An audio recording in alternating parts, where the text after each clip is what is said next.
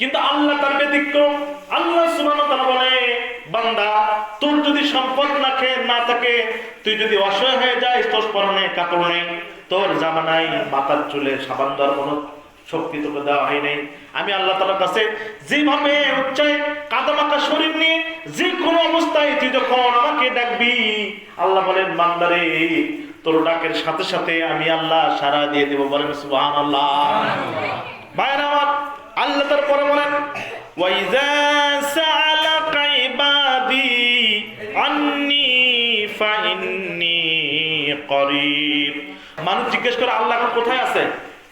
বিশ্ব নবীকে আল্লাহ বলতেছে তুমি তোমার বান্দাদের উম্মতদেরকে বলো, মানুষ যদি জিজ্ঞেস করে আল্লাহ এখন কোথায় আছে, তুমি বলো যে আল্লাহ তোমার সাথেই আছে। একটু চিৎকার করে বলেন তো সুবহানাল্লাহ। আল্লাহ সাথে আছে মানে আল্লাহর বাড়ি কোথায় বলেন তো? জানেন কোথায় বাড়ি? আরশে আজিমে। আল্লাহর বাড়ি আরশে আজিমে, কিন্তু আল্লাহ সুবহানাহু ওয়া তাআলার বাড়ি আরশে আজিমে। তার চোখের দৃষ্টিতে পুরো পৃথিবী তার কাছে আছে। ছোট্ট একটা উদাহরণ দিলে বুঝতে পারবেন। দেখবেন আপনি এখানে বসবাস করতেছেন, এখানে আমরা খুতবা দিচ্ছি, এখানে যদি একটা সিসি ক্যামেরা লাগানো থাকতো, আর টিভিতে যদি মানে ওই যেটাতে দেখা যায় ওইটা যদি আপনার বাড়ির সামনে থাকে ঘরের ভিতরে, তাহলে বলেন ওখানে থেকে কি দেখার কোনো সমস্যা আছে? মানে আপনি এখানে কি করতেছেন ওখানে থেকে দেখা যাবে না? এটা কিন্তু এই সিসি ক্যামেরা আবিষ্কার হওয়ার আগে এরকম সুন্দর করে উপস্থাপন করা যায় নাই যে আল্লাহ ওখান থেকে কেমনে দেখেন। সুবহানাল্লাহ বলবেন না? ওই জন্য বলছে বিজ্ঞানের আবিষ্কার যত বাড়বে আমাদের কোরআন বুঝতে তত সহজ হবে।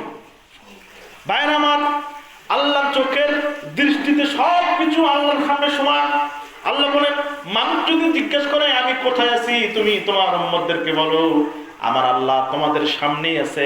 তোমরা যখন আল্লাহর কাছে প্রার্থনা করো, আল্লাহর কাছে যখন দোয়া করো, সাথে সাথে রব্বুল আলামিন তোমার প্রার্থনা তোমার দোয়া কবুল করে থাকেন। বলেন সুবহানাল্লাহ।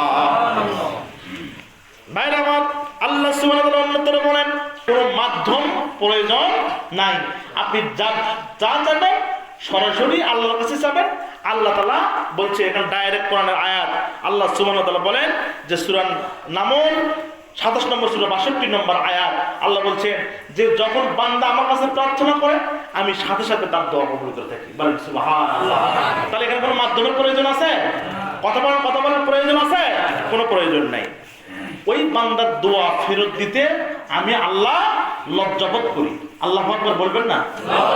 আল্লাহ বলছেন বান্দা যখন তুই আমার কাছে দু হাত তুলে আমার কাছে কোনো জিনিস চাও, আমার কাছে চাও, আমি আল্লাহ তোর ওই হাত ফেরত দিতে লজ্জাবোধ করি। বলেন আল্লাহু আকবার।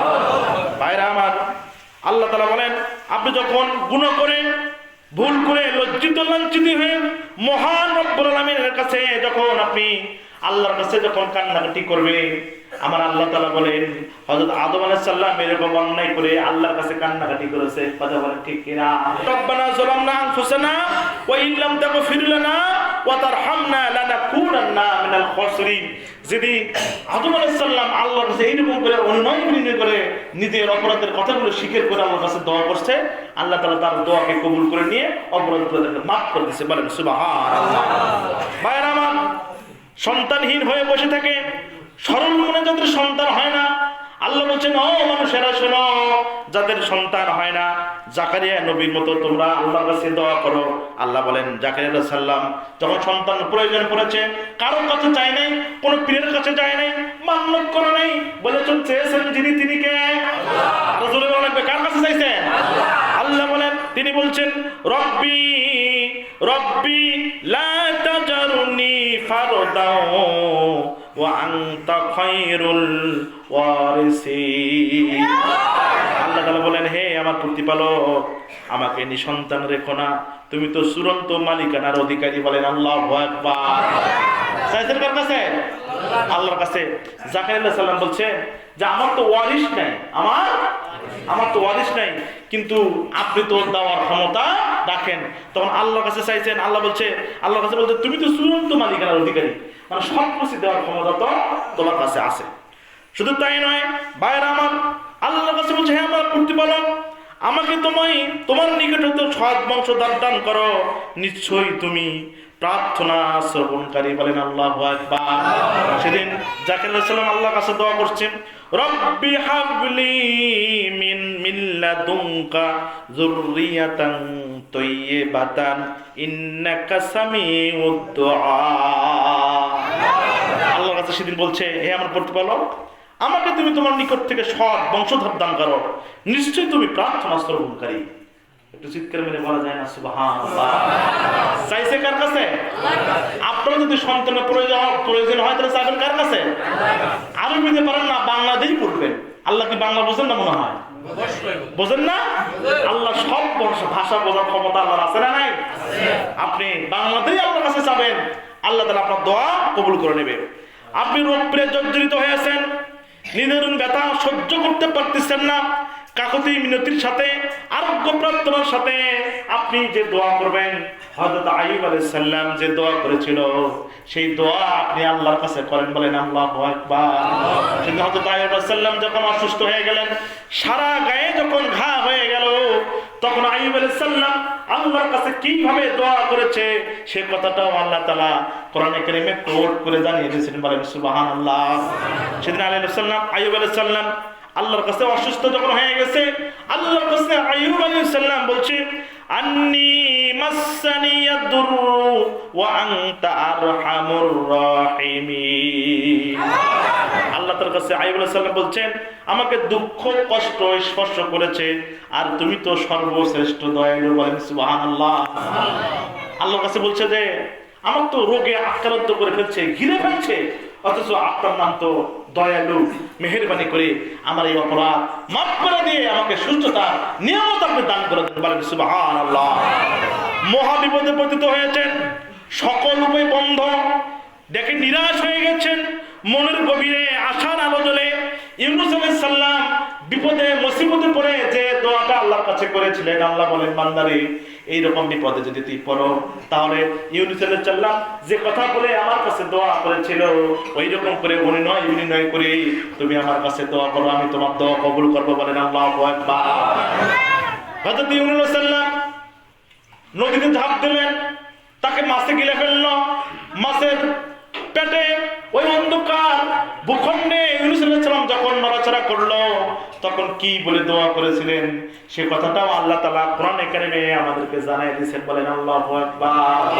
আল্লাহ তাআলা বলেন, সেদিন ইউনূস সালাম বললেন, লা ইলাহা ইল্লা আনতা সুবহানাকা ইন্নী কুনতু মিনাজ জালিমিন, বলেন আল্লাহু আকবার। সেদিন আল্লাহ বলেন, তুমি ছাড়া কোনো সত্য অবশ্য নাই, তুমি পবিত্র, অবশ্যই আমি সীমা লঙ্ঘনকারী। সুতরাং আল্লাহ তার দোয়া কবুল করলেন। দোয়া কবুল করার পরে আল্লাহ তাআলা মাছের পেট থেকে তাকে আবার বাহিরে আসার সুযোগ দান করে দিয়েছেন, বলেন সুবহানাল্লাহ। তো আপনি যখন বিপদের ভূখণ্ডে অবস্থান করতেছেন যে আপনার আর কোনো উপায় নাই, আপনি ধ্বংস হয়ে গেছেন, মনে করতেছেন আমি তো শেষ, আল্লাহ বলছেন ওই সময় ইউনূস আলাইহিস সালাম যে কথা বলে দোয়া করেছে, বান্দা তুই আমার কাছে সেই কথা বলে দোয়া কর, আমি ইউনূস আলাইহিস সালামকে যদি বাঁচিয়ে দিতে পারি তোর বিপদ দূর করার ক্ষমতা, বলেন আল্লাহ আছে না নাই?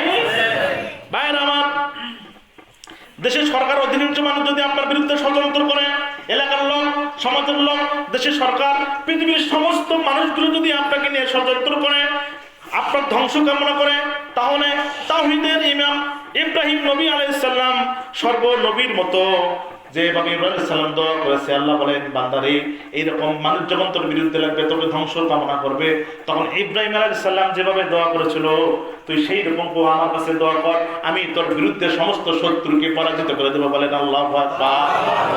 সেদিন ইব্রাহিম আলাইহিস সালাম বলেছিলেন, হাসবুনাল্লাহু ওয়া নি'মাল ওয়াকিল, বলেন আল্লাহু আকবার। আল্লাহ বলছেন, হে আপনি এই কথা বলবেন, হাসবুনাল্লাহু ওয়া নি'মাল ওয়াকিল, আমার আল্লাহ আমার জন্য যথেষ্ট এবং তিনি হচ্ছে সর্বোত্তম কর্ম বিধায়ক এবং তিনি হচ্ছে সর্বকর্ম বিধায়ক। যদি তুমি ষড়যন্ত্র করো না কেন, যদি আমার বিরুদ্ধে তুমি লাগো না কেন, আল্লাহ যদি আমাকে বাঁচায় তাহলে পৃথিবীর কোনো মানুষ আমার ক্ষতি করতে পারবে না, বলেন আল্লাহু আকবার। তাহলে আমরা আস্থা রাখবো যার উপরে, তিনি কে? জোরে বলেন তিনি কে? ভাইয়েরা আমার, শুধু তাই নয়, কোন দুষ্কৃতিকারী সম্প্রদায় যদি আপনার বিরুদ্ধে একজুট হয়, তাহলে আপনি লূত আলাইহিস সালাম যে কলম করে পুরো কওম লূতের বিরুদ্ধে লেগে গিয়েছিল, আমার আল্লাহ বলেন লূত আলাইহিস সালাম যে আমার কাছে দোয়া করেছিল, বান্দা তুই সেই রকম করে আমার কাছে দোয়া কর, পুরো কওম যদি তোর বিরুদ্ধে লেগে যায়, আমি লূত আলাইহিস সালামকে যেরকম বাঁচিয়ে দিয়ে তার কওমকে ধ্বংস করে দিয়েছিলাম, আমি আল্লাহ তোকে বাঁচিয়ে দিয়ে তোর বিরুদ্ধে যারা অবস্থান করতেছে তাদেরকে আমি ধ্বংস করে দেব। বলেন আল্লাহু আকবার। সেদিন লূত আলাইহিস সালাম কি দোয়া করছেন দেখেন, আল্লাহর কাছে বলেন রব্বিনসুরনি আলাল কওমিল মুফসিদিন। সেদিন লূত আলাইহিস সালাম বলছেন, হে আমার প্রতিপালক, বিপর্যয় সৃষ্টিকারী সম্প্রদায়ের বিরুদ্ধে আমাকে আপনি সাহায্য করেন। বলেন না আল্লাহু আকবার। আপনি বাংলা পারেন, আরবি পারেন না, বাংলাতে এইভাবে বলবেন রব্বুল আলামিন আমার বিরুদ্ধে আমার এলাকার সমাজের সব লোক আমার বিরুদ্ধে লেগে গেছে, আল্লাহ দয়া করে লূত আলাইহিস সালামকে আপনি যেভাবে বাঁচিয়ে দিয়েছেন সেরকম করে আপনি আমাকে বাঁচানোর ব্যবস্থা করে দেন। বলেন সুবহানাল্লাহ। আর আল্লাহ বলছেন কোন বান্দা যদি আমার কাছে চায় আমি হাত ফেরত দিতে লজ্জাবোধ করি। নানা মুসিবতে জমাট বাঁধা পাথর এসে জীবনের পর্বত গড়াই দরজা বন্ধ করে দেয়, তাহলে নেক আমলের ওসিলায় ব্যথা ভরা করুন মন নিয়ে সতর্কতার সহিত প্রার্থনা করুন।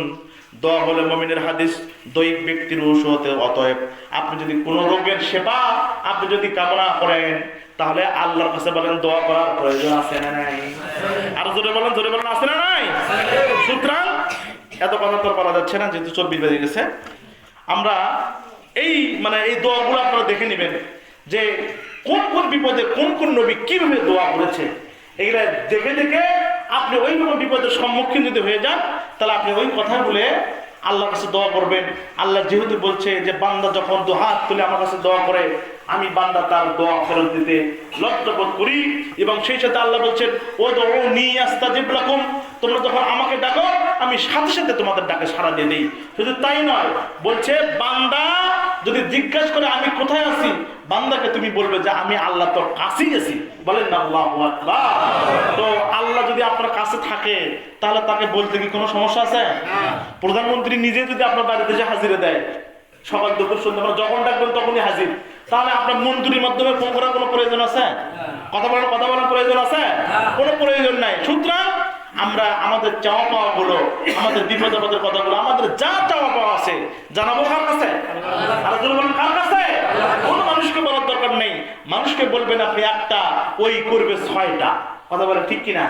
মানুষকে আপনার নিজের ব্যক্তির কষ্ট কথা বলবেন, ওই যে আবার আপনার সেই কথাগুলো নিয়ে যা অন্য যারা হাসাহাসি করবে, বিপদে পড়ছে এবার বোস ঠেলা বোস, হ্যাঁ এবার ঠেলা বোস। ওই জন্য নিজের কষ্টের কথাগুলো যখন আপনি মানুষকে শেয়ার করবেন, সে আমাকে আপনাকে নিয়ে এটাকে ইনসাল্ট করবে, এটাকে টোল করবে, এটা সে একটা আনন্দের জিনিস বানায় ফেলবে। সুতরাং যত মুসিবত হোক না কেন, যত সমস্যা হোক না কেন, মানুষের কাছে বলার কোনো প্রয়োজন নাই। কার কাছে বলবেন বলেন তো? জোরে বলেন কার কাছে বলবেন? আল্লাহর কাছে বলবেন। আল্লাহ তাআলা আমাদেরকে এইরকম তার সমস্ত মুসিবত থেকে বেঁচে দোয়া করে করে আল্লাহ রোগ মুক্তি সেবা দান করে সমস্ত বিপদ থেকে হেফাজত করে আল্লাহ তাআলা সুস্থতার নেক হায়াত দান করে তার গোলামি করার তৌফিক আল্লাহ তাআলা আমাদেরকে দান করুন। আমিন।